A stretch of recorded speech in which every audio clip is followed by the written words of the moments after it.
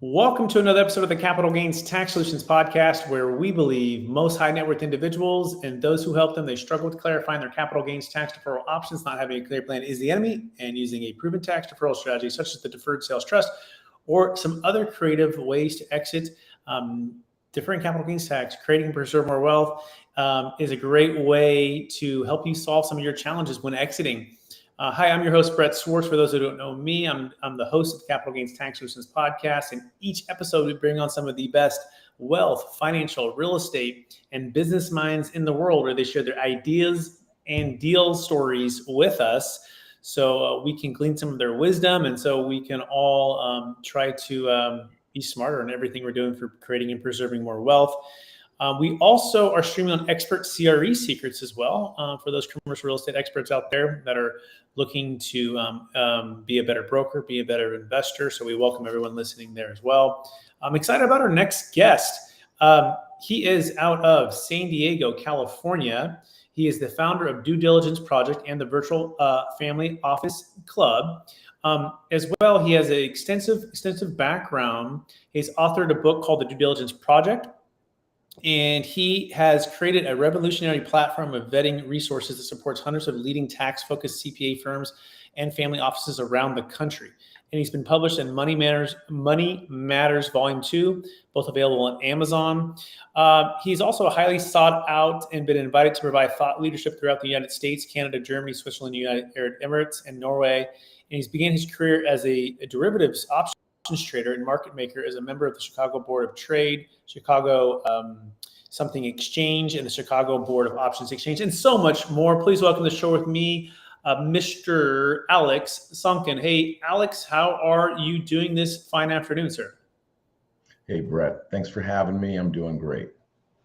Excellent. And for our listeners get to know you for the first time, would you give us a little bit more about your story and your current focus? Yeah, my current focus is we support hundreds of CPA firms around the country. We provide a platform for them to complete their due diligence on hundreds of unique tax strategies. When I first started, like you mentioned, I was a member of the Chicago Board of Trade, the MERC, CBOE. We did arbitrage down there, trading options, making markets. We did arbitrage between all these different exchanges focused on S&P 500 options. So I come from the arbitrage, the riskless profit world.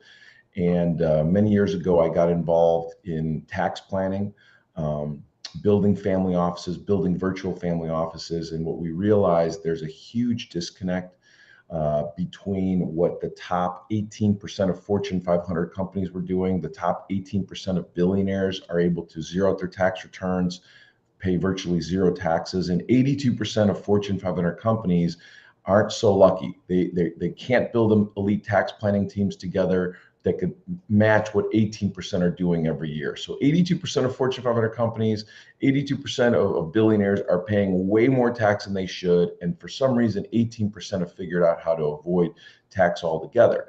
And what we've done is we've built the largest independent peer review community of tax-focused CPAs and attorneys in the country. In 2020, we had an event where 847 independent CPA firms joined this Due Diligence Project Summit, where everyone introduces their favorite ideas, favorite strategies, favorite tax attorneys, favorite specialists across all areas of tax planning, and then vets out all the different specialist tax attorneys' strategies, and ultimately vets them to the point where the CPAs ask so many questions. If they can't get their questions answered fully, we're going to throw out that strategy because it's too complicated, too risky, just too much going on, not enough ROI, net of cost, net of risk. So ultimately, what we're trying to do is wheel down every single strategy to the top ROI strategies out there, net of cost, net of risk, and continue building this hierarchy of strategies that are all introduced by the top family offices in the country, led by tax-focused CPAs.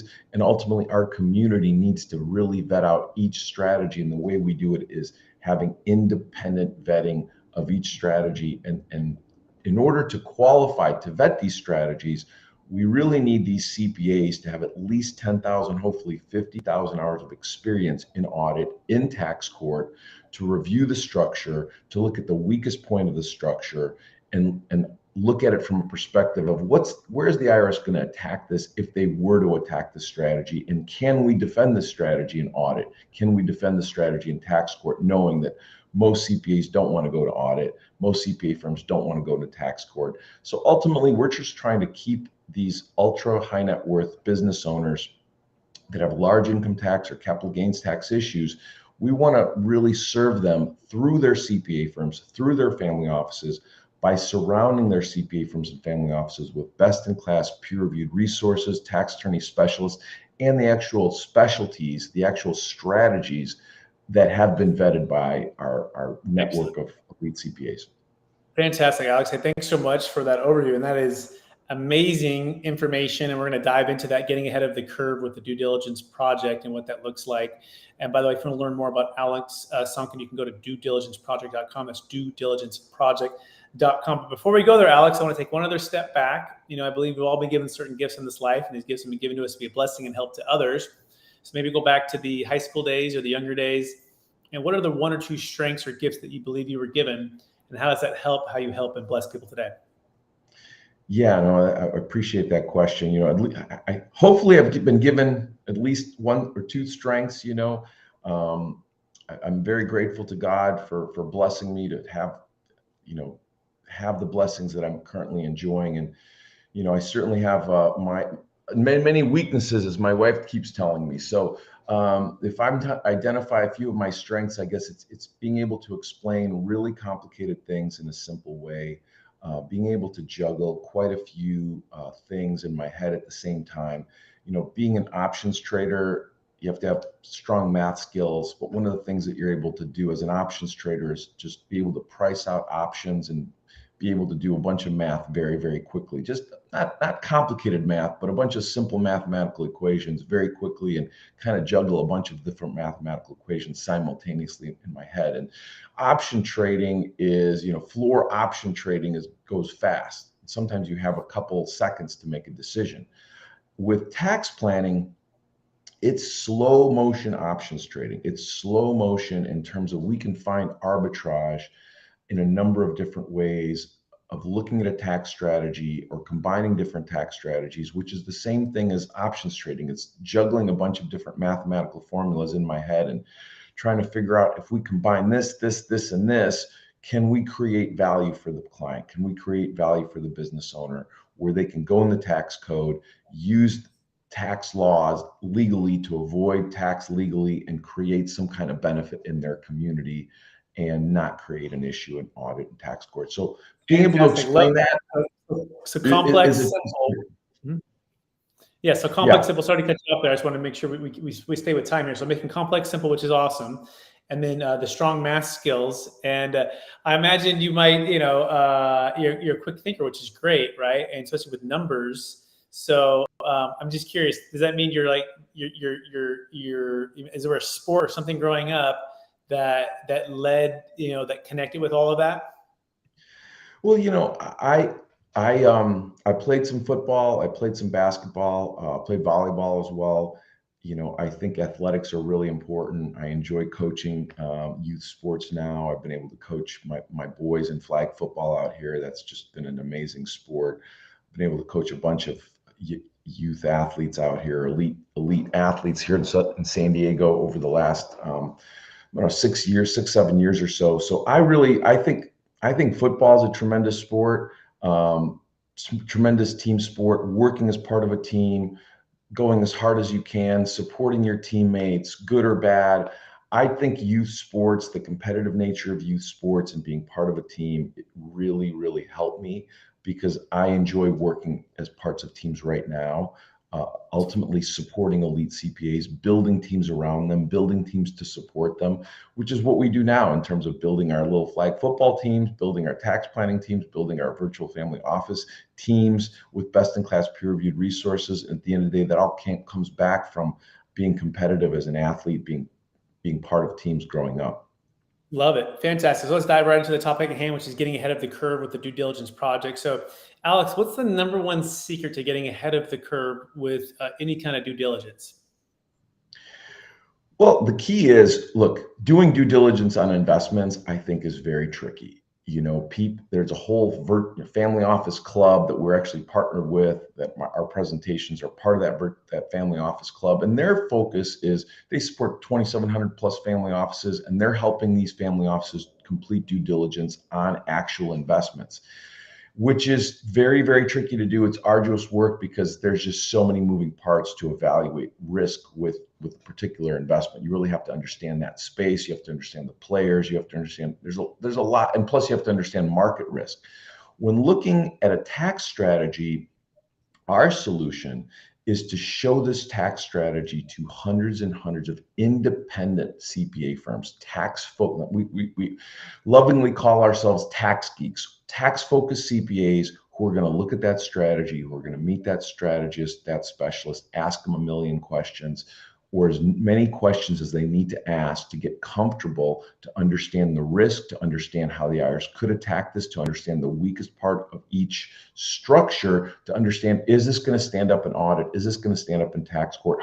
What are we doing to add value to the structure to make this stronger, to be able to stand up to the tax code? And then going into the tax code, going back into our notes. So what we do as a community is we compile Q&A notes, FAQs going back 10, 15 years on some of these strategies. We share those notes with each new member coming from the big four, smaller firms, medium-sized firms. As they join our community, they take those notes, they go into the tax code, and then they complete the rest of the due diligence themselves. So our facility kind of acts like a Sherpa. We take them 3/4 of the way up the mountain, up the Himalayas of due diligence. They're going to have to complete that last quarter of the journey on their own. But we're going to give them the notes, the oxygen, all the warm clothes they need to complete that rest of the journey by going to the tax code, going in our notes, and then going directly with some of the specialists, some of the thought leaders in the space, and asking those questions directly, or communicating with our other CPAs in the community or other tax attorneys in the community to go, why are you comfortable here? Why are you comfortable when we think the IRS is going to do this, this, this, and this? So really, we do this as a community of tax geeks, and having hundreds and hundreds of members who are mostly CPAs, tax-focused CPAs, and some of them are tax attorneys and specialists in their areas. Those people working all together on a consistent basis really refines the strategies and allows our snowball of due diligence to continue to get bigger and bigger, stronger, more powerful, and more refined in the quality of due diligence that we're able to find. Excellent. Okay, so it sounds like it's a team approach of due diligence.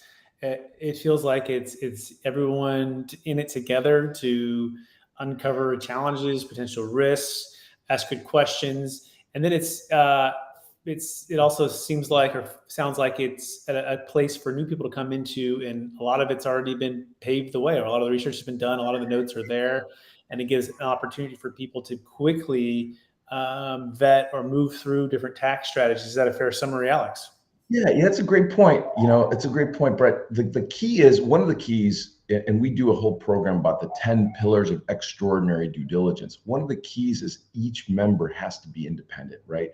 We can't have 20 members who are all part of one firm, who are all W-2 employees for one firm. They all would get one vote, because we really believe in the independence. When you're an independent CPA, you're not worried about asking questions, stepping on my toes, stepping on the toes of the specialist or tax attorney, stepping on toes of other CPA firms. We're all trying to eliminate risk, and that means ask hard questions, get those questions answered. This is not, we're not trying to be a bunch of yes people. We're really trying to nail down, as independent CPAs, as independent virtual family office leaders, everyone's really trying to do the best for their client, which means we're going to ask as many questions as we have to. And if we're going to, throw the strategy out because we think it's too risky, we're not worried about hurting somebody's ego. That's one of the key. That independence is really one of the keys to our success, because due diligence is messy. They're tough conversations. Most of these conversations happen behind the scenes, so the clients aren't there. As a new CPA is learning about a new strategy, they don't want to see their clients seeing them learn a new strategy they've never heard of in the first place. We want to create a very safe space for these CPAs to come, ask their questions, get their questions answered, and then ultimately we're going to decide, do we want to keep this strategy in the community, or do we want to throw it out because it has too much risk or not enough ROI? Got it. Perfect. I love it. And so, curious on this question, what are the top 3 questions that you're asking of every capital gains tax deferral strategy? That's interesting.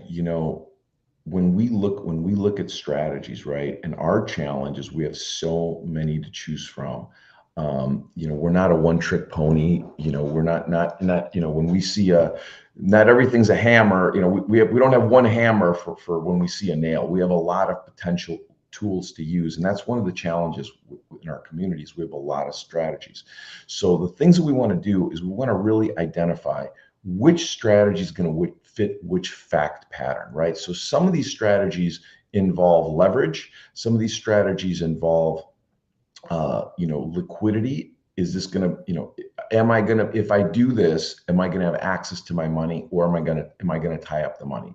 Does this strategy involve me parting ways with my liquidity, or am I going to create more liquidity? Let's look at the ROI. Let's follow that puck all the way into the goal. Obviously, each strategy has to have benefits. We have to look at the benefits versus the cost versus the risk. Does it really make sense to jump through all these hoops? Because what are we going to get in the end? So we need to have enough ROI in there to jump through these hoops. And then we need to mitigate all the risk and all the cost to the point where we can really make these decisions, and then compare and contrast every strategy that's potential for this particular fact pattern, and then which one of these strategies or which combination of strategies is going to be the best combination for each fact pattern, because each client's different. Each client has different liquidity requirements, and some of these clients have very similar fact patterns. I'm selling this asset. I need the money now. I need the liquidity. I need a retirement plan. Or I'm selling this asset. I just want the money to be part of my estate, or I want it outside the estate. I want to minimize the income taxes, estate taxes. I want all my assets, asset protected. What are the key is to really understand the client's goals in numerical order 1 through 5. What is the number one most important thing? What's the number 2, number 3, number 4? And then and then understand their financial picture, liquidity requirements, goals. Are they an active real estate investor moving forward? Are they exiting this piece of property and just want to retire? Are they exiting a business and they just want to become a real estate holder and build a real estate portfolio that's tax efficient and estate tax efficient? So all these things really lead us into where we start in terms of the building blocks of which strategies we start with, and then how we can tinker and modify those to really meet the client's ideal goals. Excellent. So what's the top question to measure risk in a tax strategy for you guys, for capital gains tax in particular? If you're going to measure a new strategy or existing strategy, what's one of the top questions to measure that risk that you've been Well, besides ROI, right? It starts with ROI. If I do this, what's my benefit versus cost? And then ultimately, do I have access to the money right now? Do I have that liquidity? And then what's the audit risk on this? How aggressive is this? Is this one of those situations where there's a 51% chance we're going to win the audit? Or is this one of those situations where hundreds of CPAs have reviewed the strategy and said, essentially, there's really no audit risk? I mean, there is audit risk in everything, but we know exactly where the IRS is going to go. If it does go to audit, we know exactly how to defend it, and we don't see a way for the IRS to really win in any kind of audit or tax court consideration. Got it. So I'm curious. So, we use the Deferred Sales Trust as our number one strategy, right? And we have people vetted all the time, and new people come in, and NDAs is a part of if we get too deep into the strategy. So how do you guys protect certain strategies as far as the NDAs are concerned from somebody? And then also number 2 would be, it seems like sometimes it takes some time and energy to vet these things. And let's say a new CPA who hasn't done like advanced tax planning for exiting, what is the typical time frame that you guys give that vetting process? 3, 6, 12 months? What does that look like on your guys' side? I'll start with your second question first here. Both great questions. I think you asked me 3 questions here. So on the vetting side, each CPA has their own process, right? We've had CPAs review strategies where it's taken them a year to get comfortable. because CPAs are time constrained, they're resource constrained. They might just be really busy with all sorts of activities, other projects. But some of our clients will take 300-400 hours to review a really sophisticated strategy because they're that kind of CPA. Some of our CPAs will take 10-20 hours to review a strategy, look at the notes, look at the strategy, go to the tax code and be like, I've already seen this before. I just had a couple questions. So we don't know how long it's going to take a CPA to complete their due diligence. Some of them will now complete their due diligence in 2 meetings, because we've been adding so much to the back office of the DDP member section, due diligence project website member section, where they can go in there, do a bunch of due diligence, then meet with us, meet with our tax attorneys, ask a few questions, and their due diligence is complete. Some of the CPAs, they are going to do a lot more homework. And that's what makes our community so incredible, because some of these CPAs are doing 300-400 hours of due diligence on a particular strategy. Others are doing 20, 30, 40 hours. The combination of all of their independent peer review, all of it comes into one spot, the center. We share all of their questions, all the answers, and all the notes with the rest of the community. And that's what accelerates their ability to do due diligence. So now you asked me a couple good questions before that. Can you just remind me what they were so I can?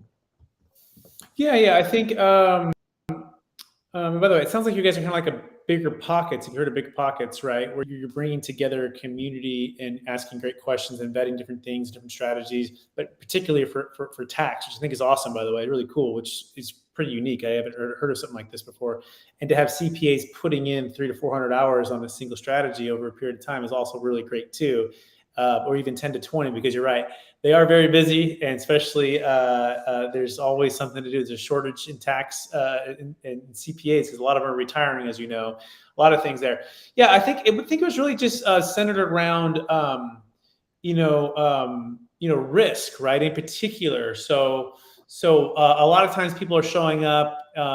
We took a call today. They're selling a large business. And this, and they're going to close here in the next, 60 days, 90 days.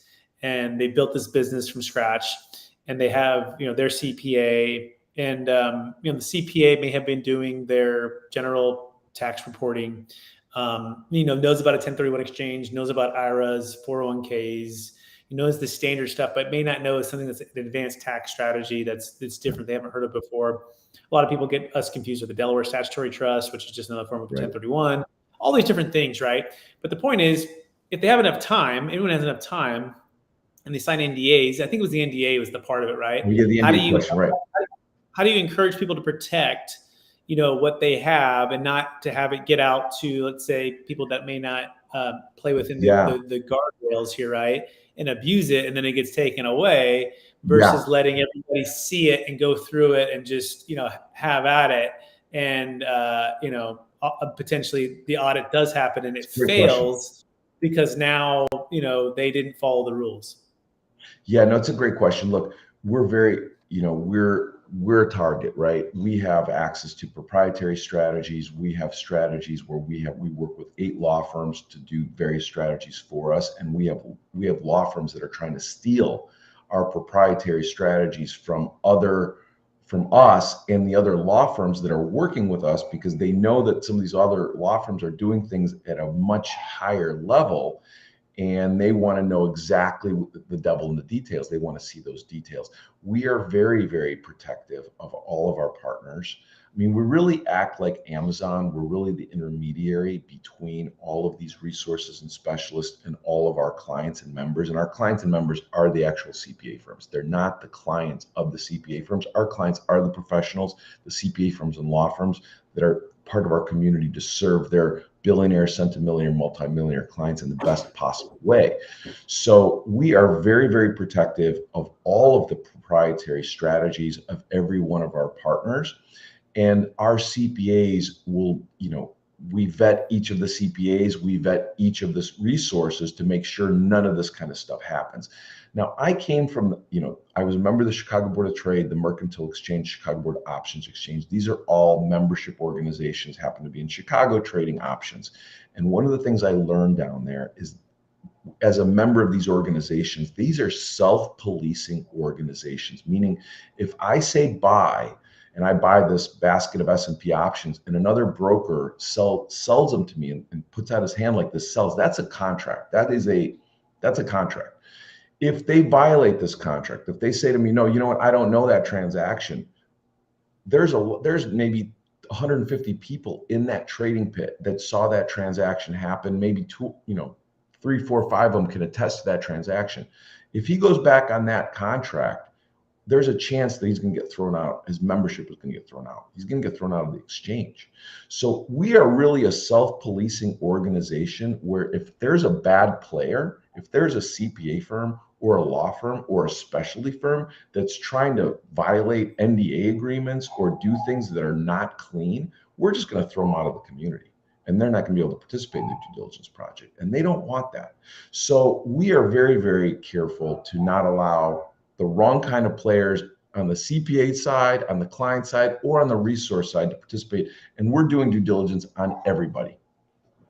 And Excellent. a lot of our clients come to us looking for elite CPA firms, looking for family offices. And we have hundreds of them all around the country. We just, so they trust us to find elite places for them to go where they can feel safe, secure, and get world-class service as well. So Love it. we make sure we have a big butt to cover. We make sure that we don't do anything wrong on that. Got it, Alex. Yeah, and if you can learn more about Alex Sonkin by going to duediligenceproject.com, duediligenceproject.com. And before we go to the lightning round, I want to cover the 1031 exchange. And Alex, what have you found to be the biggest frustration when it comes to the 1031 exchange for clients, friends, and family members? The 1031 exchange, it seems like that seems to be one of the more sophisticated strategies from traditional tax planners, traditional CPA firms. In our world, it's not sophisticated. It is very normal. It's definitely a nice strategy. A lot of real estate investors use it, but what if they don't want to exchange? What if they're ready to retire? What if they're ready to generate liquidity? The DST is a great alternative. I'm excited to interview you on my podcast here coming up. I know we're working on a date where we're going to dive into the DST as one of those solutions, but there's also other solutions as well. And the 1031 exchange, when it lines up, it's a great answer, but a lot of times it doesn't line up because the client's goals, one of the goals is I don't want to pay tax on this investment, but maybe another goal is I want to have liquidity to do something else besides buy more real estate. And when that's the case, the 1031 exchange is not a great answer. So that's when the CPA really needs to look at alternative strategies like the DST, some of the other strategies out there. And unless they have access to the thought leaders out there like you and the DST and your other specialties, unless they can go and find that thought leader that's a CPE provider, that the CE provider, that's truly the leader in that space, that's been vetted out by hundreds of independent CPAs, what is the client really getting? The client's really getting the best strategy that the CPA knows about, but the CPA stretched so thin, that's not a great answer. So it's no longer an excuse that CPAs have no time, they're too busy to produce tax returns, they don't know how many pages are in the tax code, they can't find the best resources. They can now find the due diligence project. They can find groups like yours where they can go and find alternative structures, alternative strategies, complete their due diligence, which is tough, which requires time. And that's where the due diligence project really comes in. We're going to reduce their time by a factor of 10x, and increase their confidence by a factor of 10x. When they complete their due diligence within the due diligence project community, they're going to be ready to go and have massive confidence to bring these ideas to their clients. I love it. I love your passion, and I love your focus, and I love the team approach. By the way, if you want to learn about the Deferred Sales Trust that Alex is talking about, you go to capitalgainstaxsolutions.com. It can save a failed 1031 exchange. It works for crypto, business, sales. It works for investment real estate, primary homes. And yes, please do check out when I'm on Alex's podcast. We'll make sure to share that on our YouTube channel as well. We'll be diving into all of his questions on that as well. That being said, Mr. Alex, are you ready for the lightning round? I am. All right. Knowing what you know now, if you could go back to your 25-year-old self, what's the one golden nugget and make sure to tell yourself to do? Oh, man. One golden nugget. I've got a bunch of golden nuggets, but, maintain relationships and focus on what's most important. You know, relationship at the end of the day, you can figure out how to make money. You can't figure out how to make time. And it's really hard to fix broken relationships. And when I was 25, I was really, really focused on financial goals. You know, I think a lot of us were programmed in the 20s to go out there and find a pretty girl and make a bunch of money. You know, that's what was programmed in our society in America. That's what a lot of people are really focused on. And, you know, ultimately, as I got older, I found God. And that's probably the most important relationship for me, is my relationship with God, which I really didn't have. I thought I did in 25. I didn't have that. I think that's probably the most important thing. And from that, you know, I think God wants me to have really, really strong relationships with my family, my friends, my wife, all these different things, and continue to invest in the most important relationships in your life, because we're all relational. So God comes first, you know, family comes second, friends come third. Those are really, really important things, and don't put those aside for career, for making money, because you'll regret it down the road. Amazing golden nugget. We are absolutely out of time. You covered actually a lot of the questions in that one question, which is great. I love it. So for our listeners, Alex, first of all, I want to thank you for being on the show, sharing a ton of wisdom. I think we got a ton of content here that's going to help a lot of people, and it's going to encourage a lot of people to give them some focus and some passion to do due diligence on tax strategies, which I think is amazing, and so much more. That being said, I want to encourage you to keep using your gift of making the complex simple, and also your strong math skills to think quickly and to organize things in a way that can help people take action. That being said, if people want to get in touch with you, Alex Sonkin, would you remind them one last time what's the best place for them to find you? I go to duediligenceproject.com. You can reach us at info@duediligenceproject.com if you want to send us an email, but reach us through that website. That's a great website to go to and review what we do. And if you're interested, you can come find us. If you need to find an elite CPA, an elite virtual family office, we have a huge network of CPA firms and family offices to choose from, and we can put you in a great situation where you can have an amazing point person that's already reviewed and has tremendous confidence in a lot of great tax planning strategies that traditional CPA firms and family offices really have never even heard of before. Perfect. Thank you, Alex Sonkin. I also want to thank our listeners for listening to an episode of the Capital Gains Tax Solutions podcast, where we believe most high net worth individuals and those who help them, they struggle with clarifying their capital gains tax deferral options. Not having a clear plan is the enemy, and using a deferred sales trust, or maybe getting with Alex to explore what options are available for exiting highly appreciated assets, so you can create and preserve more wealth, defer hundreds of thousands to millions of dollars of capital gains tax, eliminate estate tax, and so much more. Because guess what? It's not just about cash flow, it's about tax flow. You want to make sure you have a team of elite professionals that can help you execute. And so you can go to capitalgainstaxsolutions.com if you want to learn more about the Deferred Sales Trust, 1031 exchanges, different things like that. You can also check out the new book coming out, Building a Tax-Deferred Exit Strategy, with Kevin Harrington from Shark Tank and a few others, where we're telling our story about how we built our company and how we're helping people. And thank you so much for listening. Please maybe just give it a like or give it a share. We sure appreciate that. Subscribe to the YouTube channel if you're watching us on YouTube.